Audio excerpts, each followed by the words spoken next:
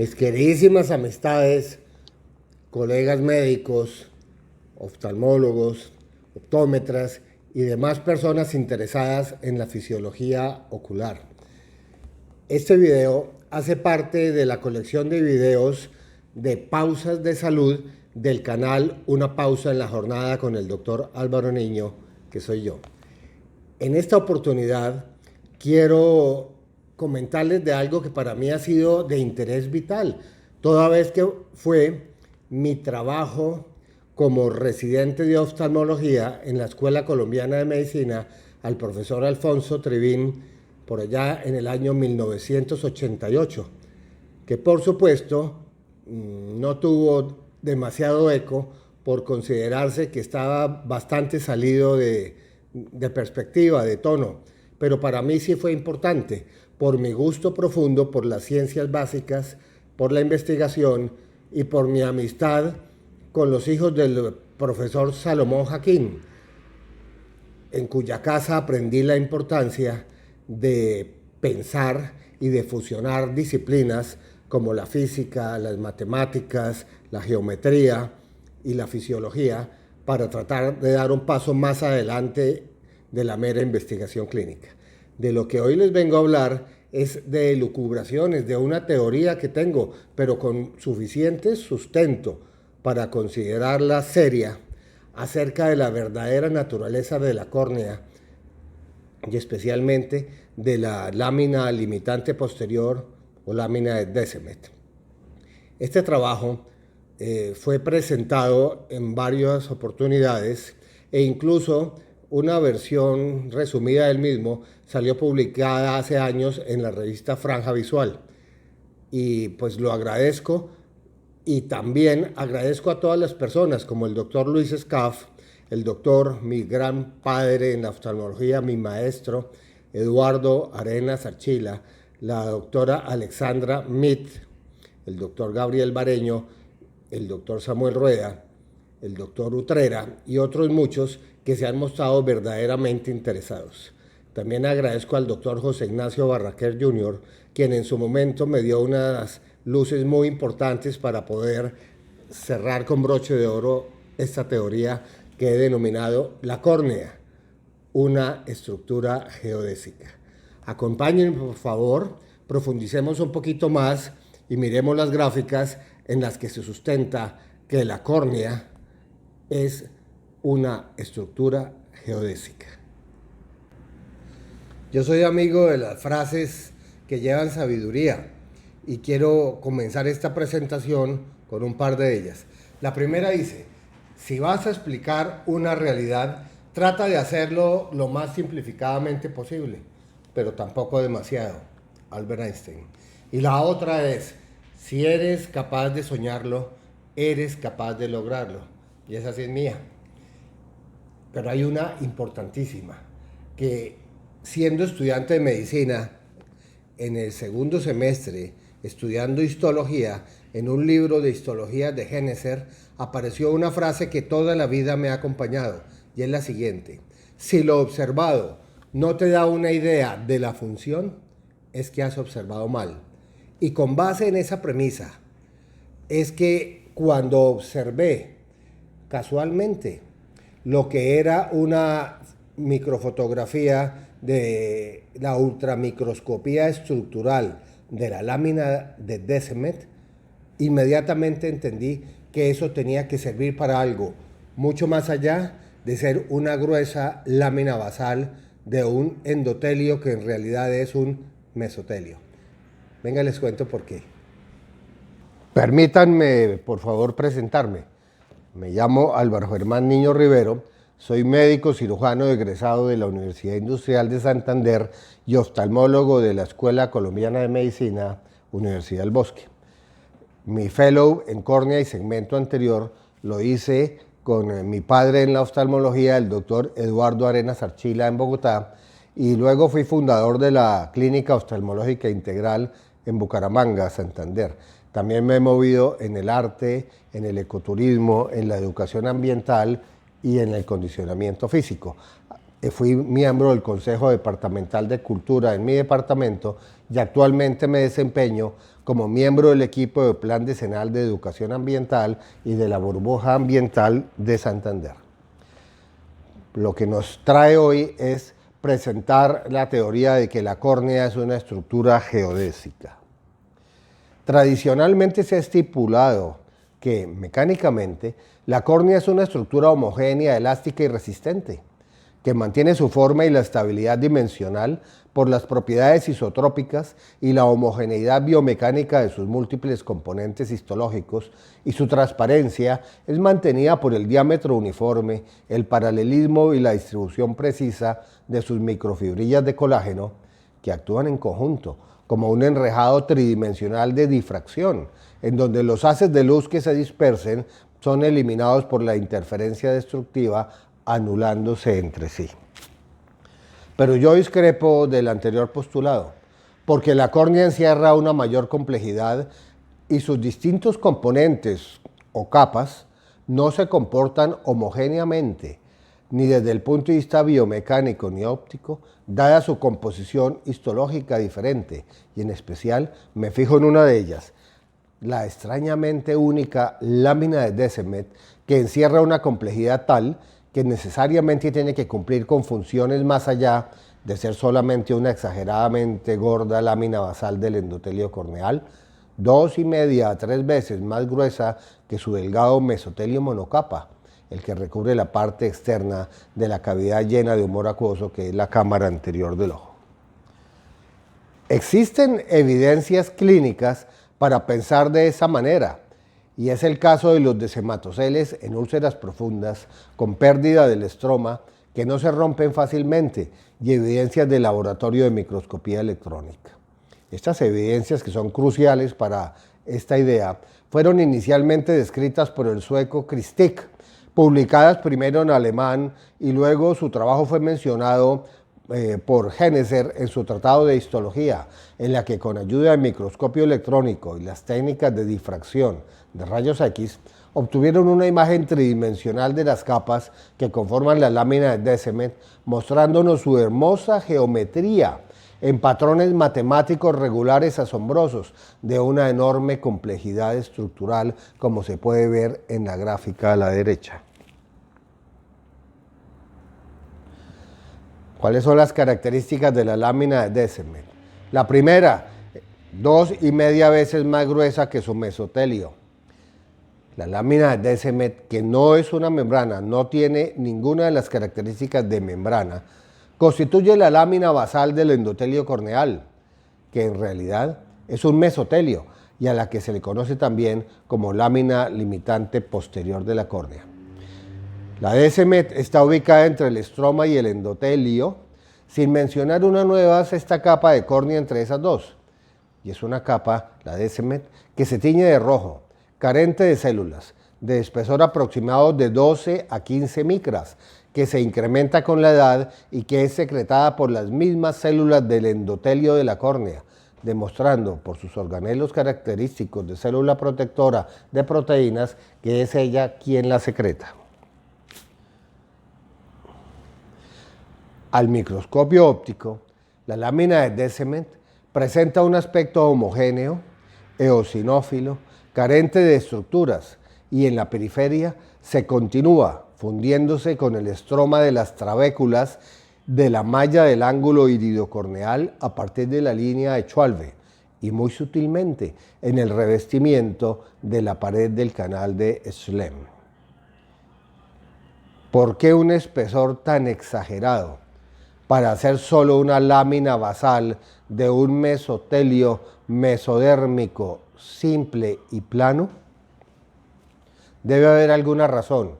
porque la naturaleza no desperdicia. A la microscopía electrónica, la lámina de Descemet presenta el aspecto de una gruesa malla de unas 12 micras de espesor, compuesta por varias capas bidimensionales paralelas entre sí, sin uniones entre ellas, cada una conformada por finos filamentos de un colágeno atípico tipo tropocolágeno en un tejido conformado de figuras hexagonales con condensaciones nodulares en cada uno de sus vértices, separadas 270 nanómetros entre sí. Esto va a ser muy importante más adelante, pero fíjese cómo son figuras hexagonales conformadas por triángulos opuestos por el vértice con refuerzos en cada uno de esos vértices. Los datos histoquímicos y la difracción de rayos X confirman que los filamentos que conforman las mallas de hexágonos son de un colágeno atípico de 200 nanómetros de longitud por 100 Armstrongs de largo. La disposición hexagonal se forma por la agregación de material de tropocolágeno en dispersión en una matriz de sustancia fundamental amorfa, glúcida, ionizada, que llena los espacios entre ellos y entre las capas. Esta disposición tan compleja, para tratarse solo de una lámina basal, con varias capas de tejido hexagonal de tropocolágeno reforzado en sus vértices, sin uniones físicas entre las distintas capas bidimensionales, que son independientes y superpuestas, despierta mi curiosidad y entonces me hago la siguiente reflexión. Si lo observado no da una idea de la función, es que se ha observado mal, y creo que en esta parte de la córnea hemos observado muy mal. El hexágono está presente en toda la naturaleza y las estructuras que lo poseen tienen en común ser estructuras de alta resistencia. Me he puesto en la tarea de buscar dónde hay hexágonos en la naturaleza y vi que constituyen todos los tallos de las plantas, pero también están en los panales de las abejas, en las partes centrales de las flores, en los cortes de muchísimas de las frutas, en las alas de las mariposas y las libélulas, y sería incontable la cantidad de ejemplos, pero todos tienen en común que son estructuras livianas y supremamente resistentes desde el punto de vista de la estabilidad dimensional, no se deforman. La pregunta de la investigación, o mejor dicho, la pregunta de la elucubración es: ¿será que la lámina de Descemet demuestra tanta complejidad porque cumple alguna función estructural, además de ser una gruesa lámina basal atípica de un mesotelio simple plano 2,5 veces más delgado que ella misma? Otra pregunta de las que hace pensar: ¿en qué se parecen las cosas compuestas de cosas que se parecen? Tratando de encontrar respuesta a este otro interrogante en la naturaleza con estructuras similares, encontré que había formaciones hexagonales en innumerables estructuras y enmallados similares al descrito para la lámina de Descemet, y que todos iban a garantizar resistencia estructural, porque reparten los vectores de las fuerzas que reciben de manera simétrica en todas direcciones, como el caso de muchos cristales, los tallos de las plantas, los ojos de los insectos y los panales de las abejas. El hexágono.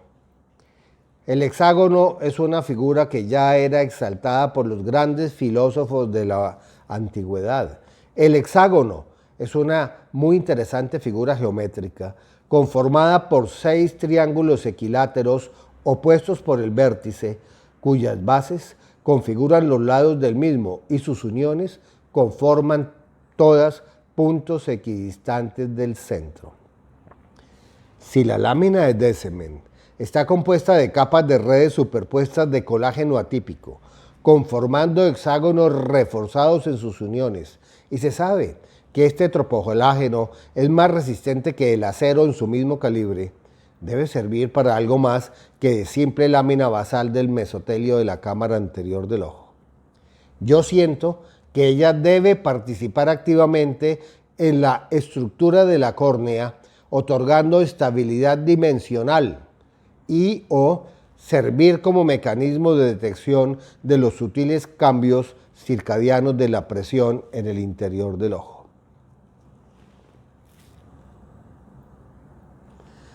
La Descemet me está volviendo loco definitivamente, pero desde muy joven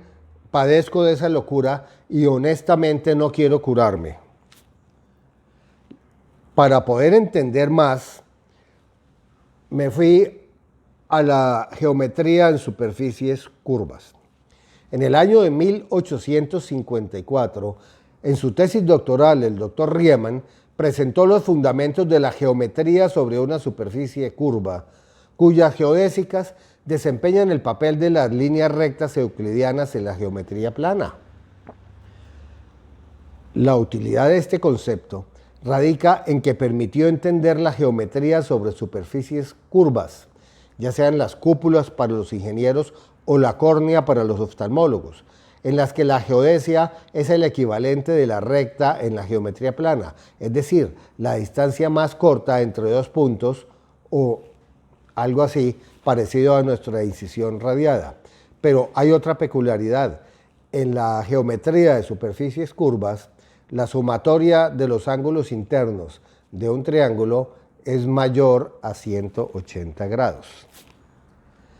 En los años 60 del siglo pasado, el filósofo e ingeniero norteamericano Buckminster Fuller, apoyado Bucky, desarrolló su famosa cúpula geodésica, que ha tenido las más variadas aplicaciones en estadios, teatros, fábricas, domos, al permitir cubrir grandes espacios con una estructura liviana, ultrarresistente y sin columnas. Estrictamente hablando, la cúpula geodésica es una forma de estructura particular de enramado triangular conformando hexágonos con refuerzos en sus vértices, en que los elementos se encuentran curveados y situados según las circunferencias máximas de la esfera, repartiendo uniformemente las tensiones a su base, algo irregular por el recorte de los hexágonos, otorgando la estabilidad dimensional sobre la cual se pueda colocar una cubierta transparente o no que colabore no con la estabilidad dimensional, sino con la rigidez. Estos triángulos, así orientados, forman los triángulos esféricos de Riemann, los cuales, al trazarse las respectivas alturas correspondientes a cada lado, se subdividen en 6 nuevos triángulos esféricos y así sucesivamente se podría continuar esta subdivisión hasta obtener una red regular de barras. El número de subdivisiones en cada triángulo original se señala como n y constituye la frecuencia geodésica de esa cúpula. Con la subdivisión de un triángulo por sus alturas se configuran hexágonos y entre más se subdivide, mayor es la frecuencia del enmayado y por ende mayor la cantidad de hexágonos y mucho mayor su resistencia a la deformación. Entonces, en la gráfica de la izquierda vemos los triángulos esféricos y cómo se le divide por su altura y luego se sigue haciendo lo mismo por los otros dos vértices. Se configuran hexágonos y luego a cada uno de los triangulitos de esos hexágonos le vamos a hacer lo mismo y vamos a ir aumentando n, o sea, la frecuencia. Entonces, en esa misma gráfica vemos una frecuencia de 4, luego la frecuencia de 8, y en el de la izquierda encontremos la frecuencia de 16 y así subsiguiente hasta tener altísimas frecuencias. Y esto se parece tanto a lo que vieron Christic y colaboradores cuando estuvieron observando la ultraestructura microscópica de la lámina de Descemet. Experimentalmente, se encontró que una malla constituida por hexágonos, al ser esférica, no posee la suficiente resistencia en sus puntos de unión o articulación de los hexágonos, a nivel de los cuales deben hacerse refuerzos en las uniones o proveer cuerdas. Cuando la frecuencia geodésica llega a ser muy grande, el número de barras crece muchísimo, de forma que todas aquellas que concurren en un mismo nodo, aun cuando la superficie sea esférica, se encuentran prácticamente en el mismo plano. Y ello, unido a los refuerzos en las uniones, es lo que le da una enorme resistencia para su masa y su peso. En el caso de una cúpula geodésica grande, en proporción al grosor de las fibras, no a su tamaño, una sola capa de enmayado hexagonal reticular no sería suficiente para garantizar su estabilidad dimensional, y es cuando se hace necesario proveer de 2 o muchas más capas de enmayado, y esto me parece un déjà vu, es lo que vio Christic en el microscopio electrónico observando láminas de Descemet. También se ha demostrado que en una cúpula geodésica su altura máxima es de 1/3 de su diámetro. La línea del perímetro de la misma es irregular, dificultando su unión con el apoyo, lo que suele representar una desventaja cuando se trata de cubiertas. Pero para el caso de la Descemet, que cumple con el postulado de que la altura es 1/3 del diámetro y que tiene una base irregular que se fija en lo que llamamos la línea de Schwalbe, que es donde empieza el sistema de humor acuoso, esto podría volverse un factor a su favor si cumple con la función que pienso que cumple.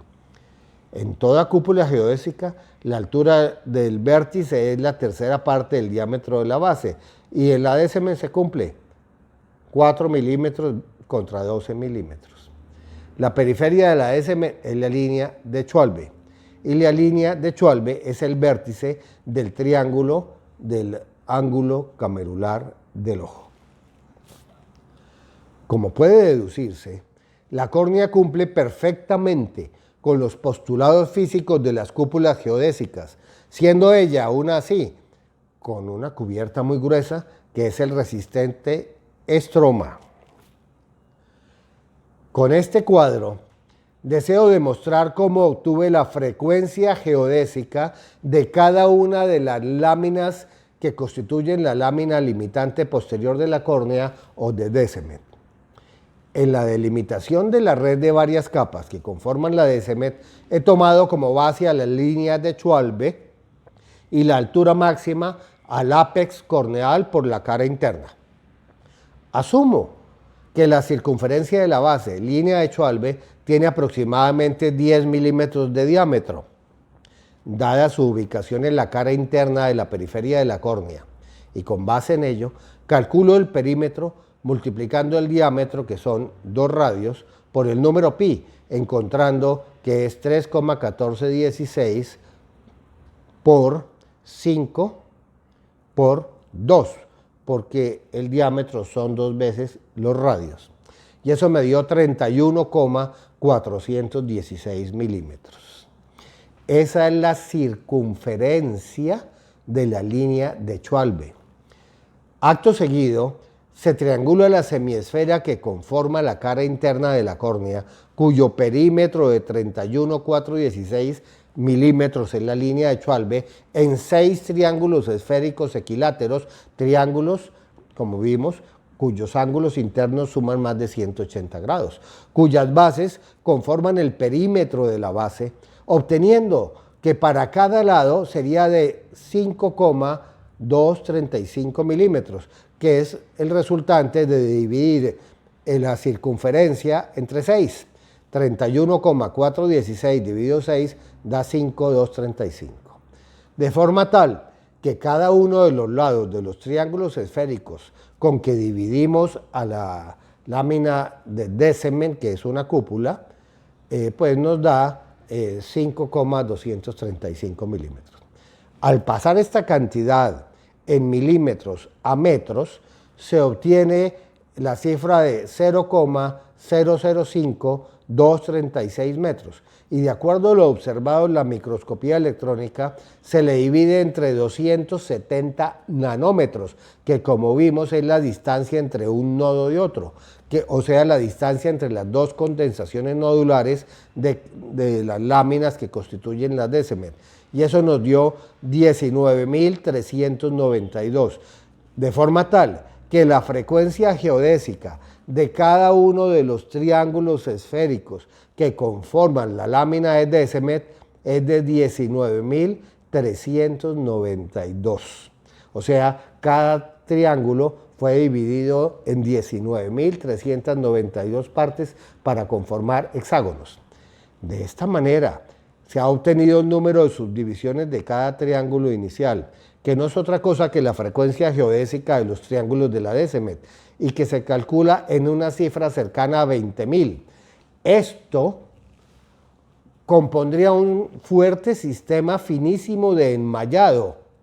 de mantenimiento de la estabilidad dimensional multicapa, pero además podría servir, gracias al gel ionizado glúcido que hay entre ellos, como el arequipe en una milhoja, podría además ser un instrumento sutilísimo de detección de cambios finos de la presión. Extrapolando lo opuesto a la lámina de Descemet, siento que se la puede considerar una estructura geodésica natural, resistente y compleja,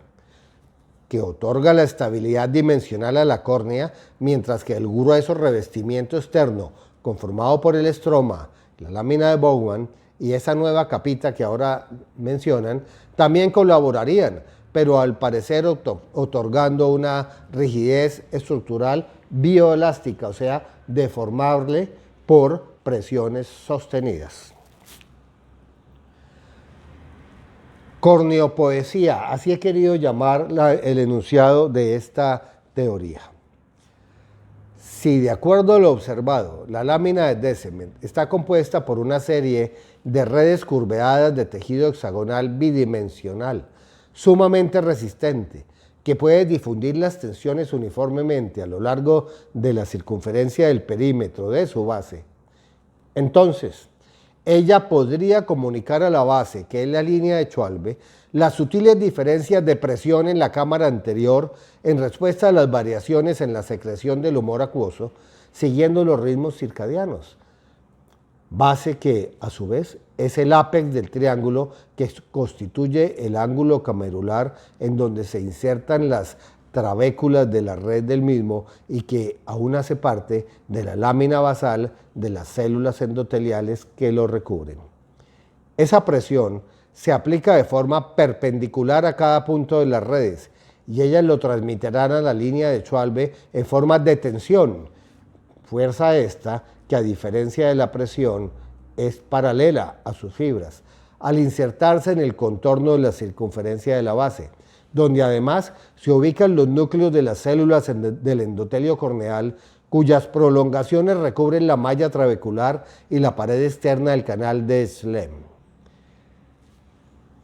Esto no puede ser simplemente coincidencia. Esto tiene que ser así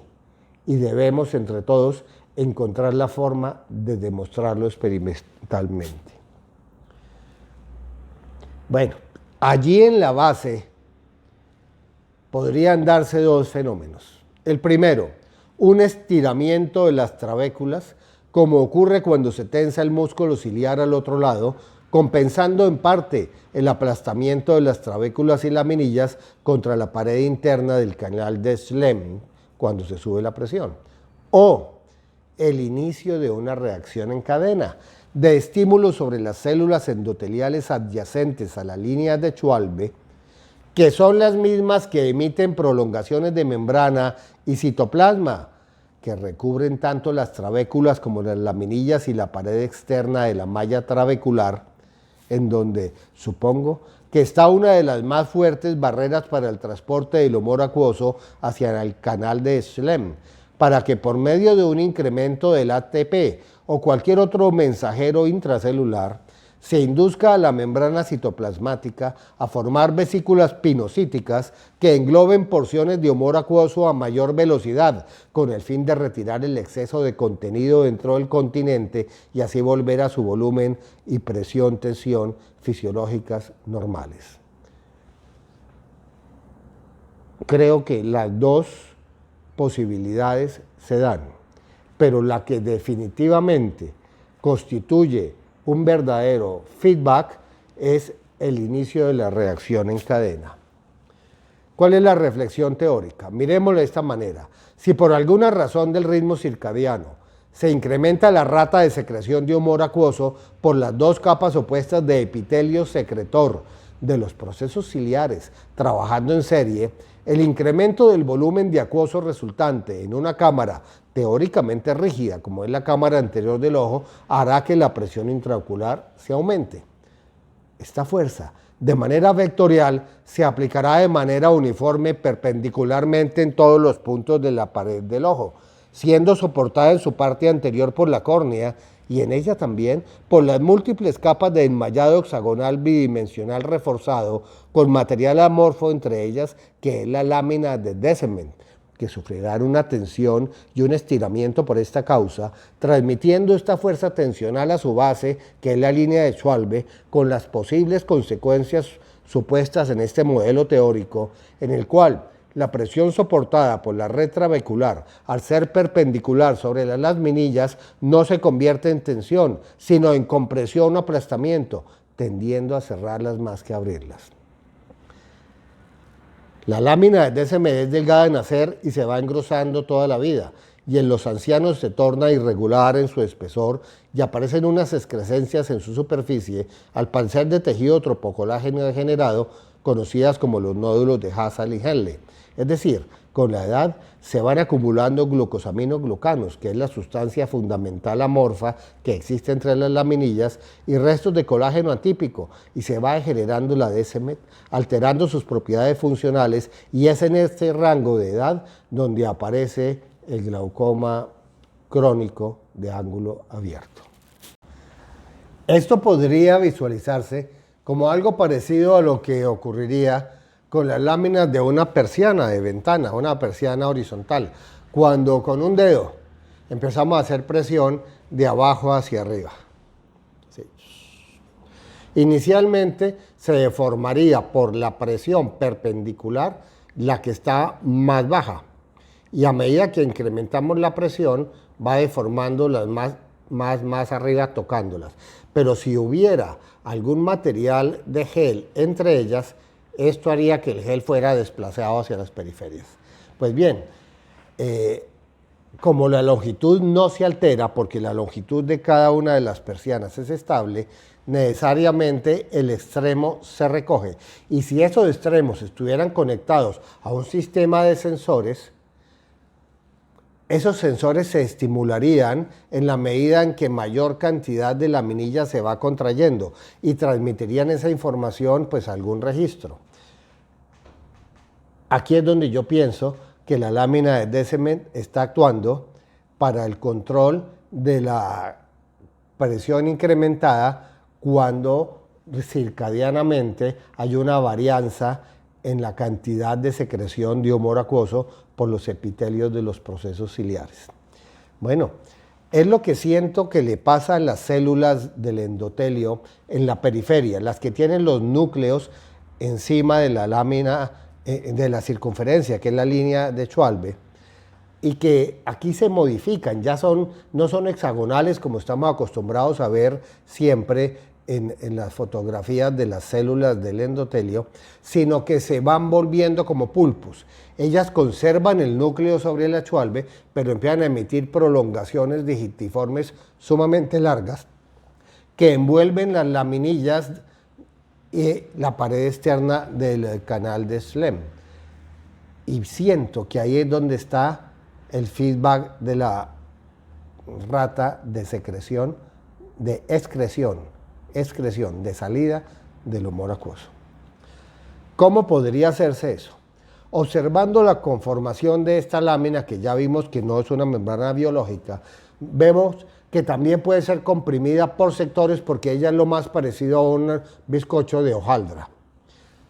Muchas láminas con un gel viscoso en la mitad. Y cuando es comprimida por sectores, ¿sí?, proporcionalmente a la magnitud, porque siempre esa fuerza es perpendicular por tratarse de una esfera, de una cúpula, ¿sí?, es capaz de encoger, crear un estrés en la periferia, en la línea de Schwalbe, donde están los núcleos de las células que se van a encargar del transporte activo en vesículas pinocíticas de humor acuoso de la cantidad exagerada de humor acuoso producido. Es un fenómeno de excitación local, porque no es en todas partes, depende de la cantidad del estímulo, que altera el potencial de reposo de esas membranas celulares, desencadenando una cascada excitatoria, por supuesto con consumo de ATP, porque es transporte activo, no es difusión, sino transporte activo, y esto se transmite a las fibras contráctiles que después de un tiempo superado, pues vuelven a su estado de reposo. Así es como funciona, pero no es un mecanismo único en el ojo. En otras partes de la naturaleza también se ven y les voy a contar cuáles. Miremos. Es en este punto donde ocurriría algo que podría ser similar, guardadas proporciones, a lo observado con las hojitas de la planta adormidera, la cual cuando se la toca con diferente fuerza responde de distinta manera. Si apenas la roza el viento no pasa nada, pero si se toca con un dedo, de acuerdo con la magnitud del toque, sus hojas progresivamente se van cerrando, cada vez en número mayor, en un fenómeno de excitación local reversible. Es decir, sus hojas son sensibles al tacto, como las láminas de la Descemet y los núcleos y membranas de las células ganglionares con prolongaciones digitiformes de las líneas de Schwalbe son sensibles a los cambios de presión intraocular. La complejidad y resistencia a la deformación longitudinal de la lámina de Descemet obliga a pensar en alguna función fisiológica para ella. Aún falta demostrarlo, y es en lo que yo suplico ayuda. Si alguno de los que están viendo y escuchando esto tiene alguna idea, por favor, ayude, porque pienso que esto puede hacer avanzar la ciencia. Aún falta demostrarlo, pero creo que ya no falta tanto como al principio. Pero explicaría por qué la naturaleza, que es sabia y económica, diseñó en la evolución natural una estructura tan compleja y única, de varias y resistentes capas de enmayado hexagonal con material amorfo entre ellas, como es la lámina de Descemet, para la cual no hay una función conocida, pero a la que teóricamente se le puede aplicar un modelo mecánico de aplicación de presiones variables, parecido al que diseñara hace años el doctor Salomón Jaquín, padre de mis queridos amigos y compañeros Fernando y Rodolfo, en cuya casa me inspiré muchísimo, porque se vivía la ciencia, para explicar el comportamiento mecánico de una estructura esponjosa como es el cerebro, sometida a los cambios de presión del líquido cefalorraquídeo, al estar encerrada en una cavidad de paredes rígidas, como es la bóveda craneana. Pues esto nos permitió entender por qué se podían alojar en el cerebro grandes masas lentamente expansivas sin elevar proporcionalmente al contenido la presión intracraneana, al comprimirse las áreas cercanas a la masa en crecimiento, como lo harían las porciones de una esponja, adyacentes al punto donde se le aplica una presión, casi sin transmisión de esa fuerza a estructuras más distantes, las cuales hasta avanzados estadios conservan su forma y funcionalidad. Yo siento que la Descemet se comportaría así, con deformaciones localizadas ante diferentes gradientes de cambio de presión intraocular. En la práctica médica, estas teorizaciones habrán de servirnos para contemplar a la córnea como una estructura asférica, resistente, viscoelástica, no lineal, compleja, heterogénea y anisotrópica, contrariando todo lo que tradicionalmente se nos ha venido diciendo. Y que además sería el eslabón perdido en el mecanismo, aún desconocido, de la autorregulación de la presión intraocular, base de la mayoría de los glaucomas primarios crónicos de ángulo abierto. Es que todos los sistemas secretorios del organismo tienen un feedback que les autorregula. Y la pregunta que no nos hemos hecho, pero que deberíamos, es ¿dónde está y cuál es el feedback para el mantenimiento de la presión intraocular? Que no está debida necesariamente a incrementos en la producción de humor acuoso, sino a deficiencias en su salida por fallos en el transporte activo de las vesículas pinocíticas llenas de humor acuoso. La hipótesis del fallo de la Descemet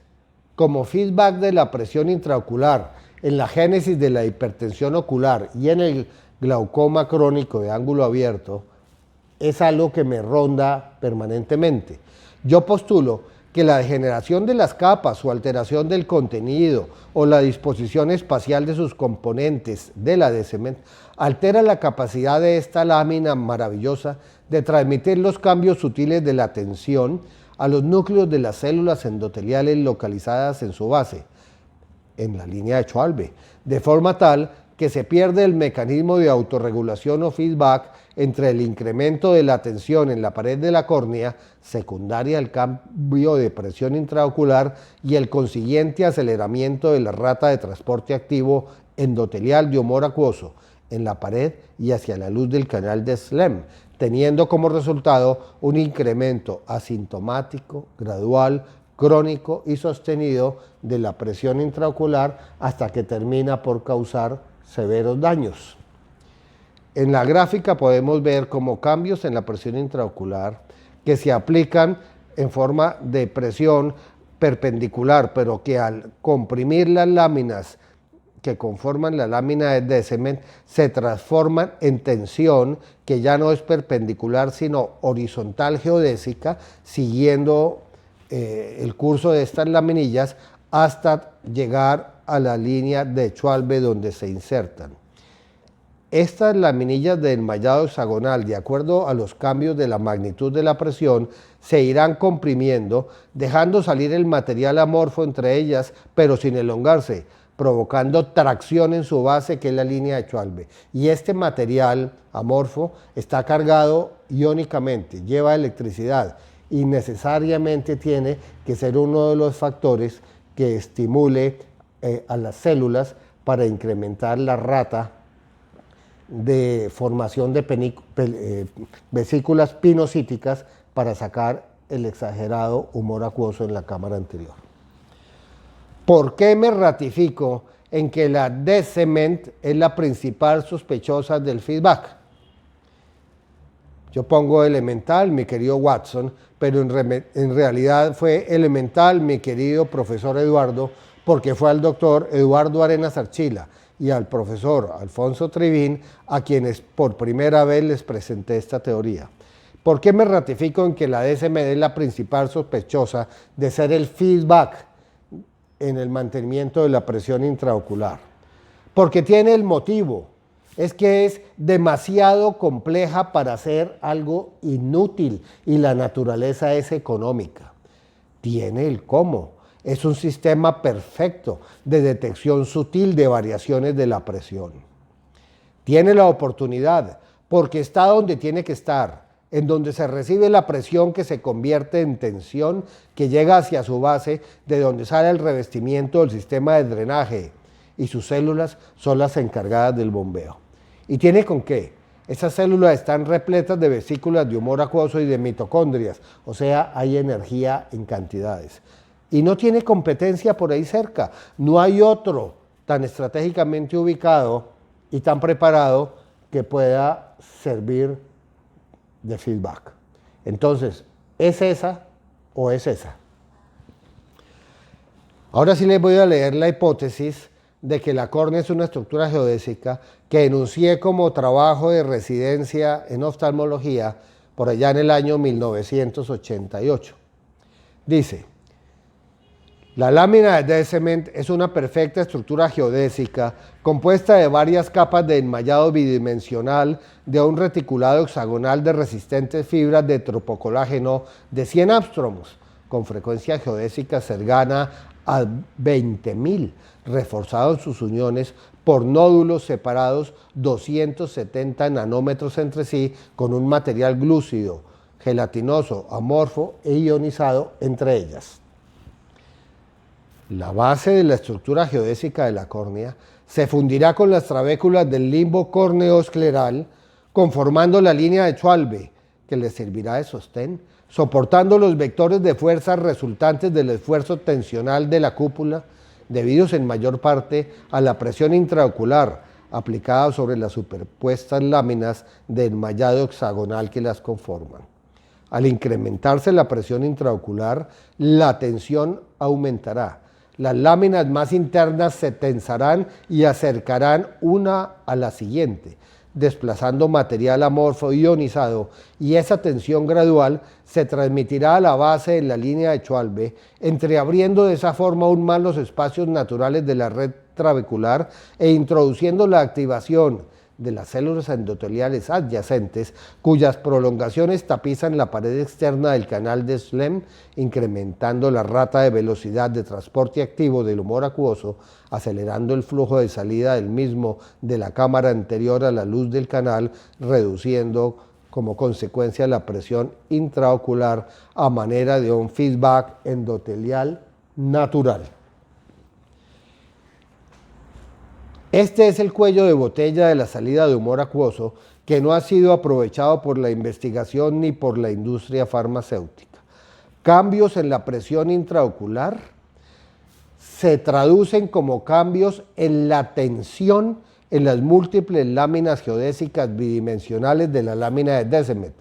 colapsando gradualmente la sustancia gelatinosa amorfa de glúcidos altamente ionizados que hay entre ellas. Y eso genera tracción a su base, que es la línea de Schwalbe,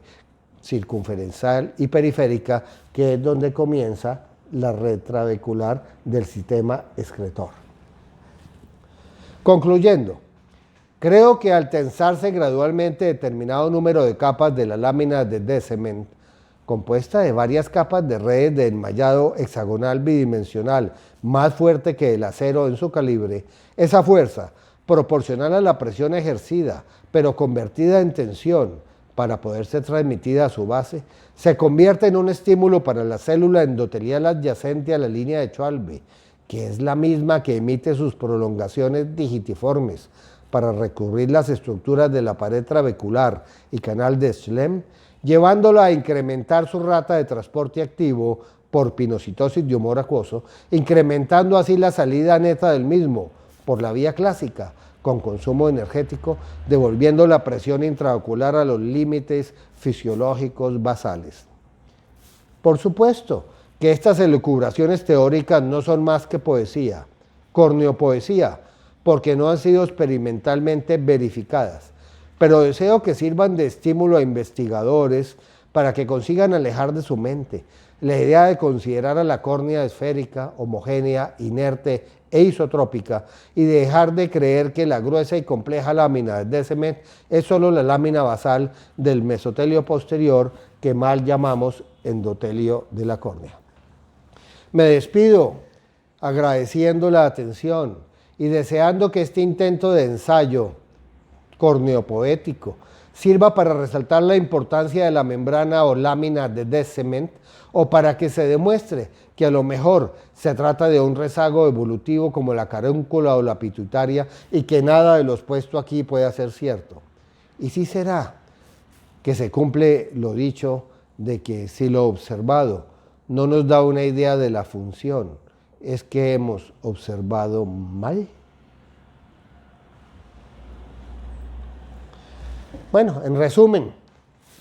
yo, un médico oftalmólogo colombiano, pretendo demostrar teóricamente que parte de la estabilidad dimensional de la córnea, como estructura viscoelástica que es, y la regulación por un mecanismo de alta sensibilidad y especificidad en el control de la velocidad de salida del humor acuoso desde la cámara anterior hacia el interior del canal de Schlemm, son mantenidas por una malla natural conformada por varias capas superpuestas de un tejido hexagonal de colágeno atípico reforzado en sus extremos, conformando una cúpula esférica que se aplana hacia su periferia y que se conoce como la lámina limitante posterior o de Descemet, que es también la lámina basal del endotelio corneal, cuya comprensión será de gran interés para la bioingeniería de la córnea y de la función del ángulo camerular del ojo humano.